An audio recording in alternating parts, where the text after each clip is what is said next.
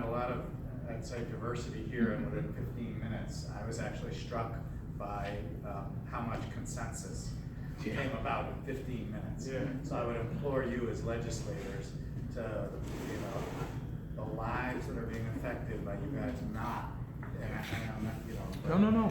but I implore you to ask your leadership to get their act together, and taking pot shots via, the press conferences is not a way to go. We have real lives being affected. We have real staff that are being affected who are living paycheck to paycheck, and people are hurting while you guys are, or Going back while and your forth, leadership yeah. is No, you're taking right. pot shots at each other. So, Can we just add that time does matter? As you say, the clock is ticking, and, Yeah.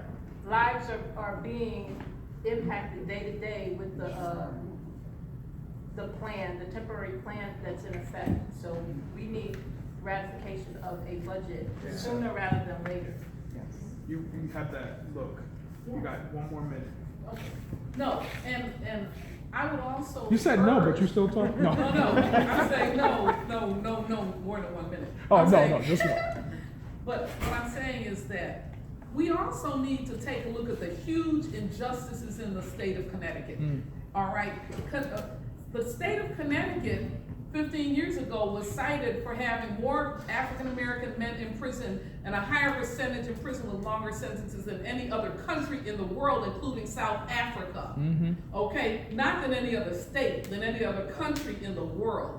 We need to take a look. First of all, we cannot afford to maintain 20 to 30,000 people in prisons at a rate of like $60,000 a year for a regular healthy person, up to $360,000 a year for the geriatric prisons that we now take. But I think we all agree with you. I think we agree with you, and that's something that we have to focus No, on. I'm just making this recommendation, Okay, that what number is it? one, you close the prisons, remove the nonviolence, retrain the correction officers and the correction officers and to be parole officers, and make sure that their people don't engage in recidivism.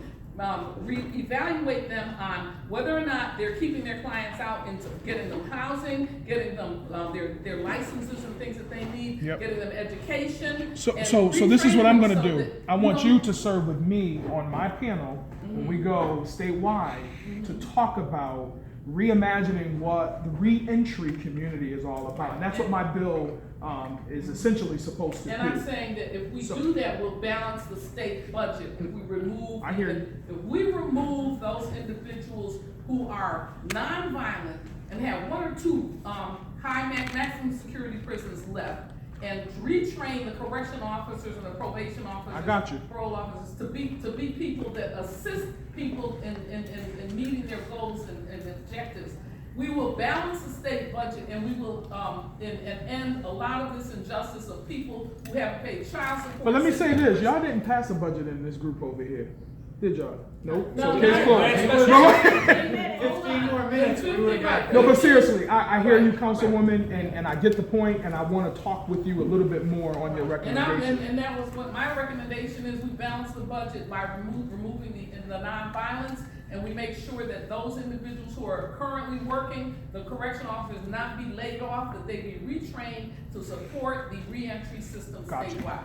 So on that note, thank you all for coming out. I do before you leave, just please make sure, I know I already have your emails, but just make sure you signed in, and feel free to call me. Feel free to send me a note. Any proposed language that you might have that'll be helpful. But you all keep in mind the process that we went through tonight and understand what we're doing. You're welcome. You're welcome. So I'm gonna go enjoy my wife's birthday And thank you, Representative Porter, for your and rep